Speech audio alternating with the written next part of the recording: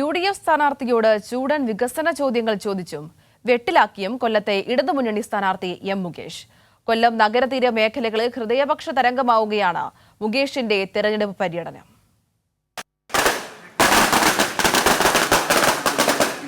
കോൺഗ്രസിന്റെ കൊല്ലം DCC ഓഫീസിന് സമീപം 150 മീറ്റർ മാത്രം അകലെ ഇടതുമുന്നണി സ്ഥാനാർത്ഥി M. മുകേഷിന് ഗംഭീര സ്വീകരണം. പതിവ് ആവർത്തിച്ച് നാട്ടുകാർ മുകേഷിനെ കാണാൻ നിരവധി പേർ.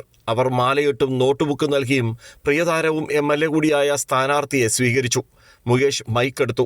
താൻ കൊല്ലം നിയോജക മണ്ഡലത്തിൽ ചെയ്ത വികസനങ്ങൾ എണ്ണി പറഞ്ഞു. അടുത്തത് UDF സ്ഥാനാർത്ഥിയുടെ വികസന രേഖയിലെ ബിഡായിയെക്കുറിച്ച് മുകേഷ് സ്വതസിദ്ധ ശൈലിയിൽ വാചാലനായി. പ്രത്യേകിച്ചും UDF, ഇയാളൊരു സിനിമാ നടനാണ്. ഇയാൾ എന്തോ ചെയ്യാൻ പോവുക? ഇയാൾക്ക് എന്താ അറിയാം? ഇയാൾ എങ്ങനെയാണ് MLA ആയിരിക്കുന്നത്? അഥവാ ജയിച്ചാൽ ജയിക്കത്തില്ലെന്ന് ഉറപ്പായിരുന്നു. ഒരു വാക്ക് ഓവർ എന്നൊക്കെയാണ് അന്ന് പറഞ്ഞിരുന്നത്. അപ്പോഴൊക്കെ ഞാൻ വളരെ ചിരിച്ചുകൊണ്ട് ആ പരിഹാസമൊക്കെ അതിജീവിച്ചു.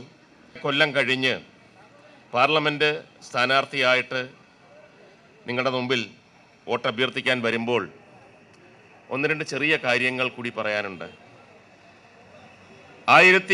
1748 കോടി രൂപയുടെ വികസനമാണ് ഞാൻ ഈ 7.5 കൊല്ലം കൊണ്ട് കൊല്ലം മണ്ഡലത്തിൽ കൊണ്ടുവന്നത്.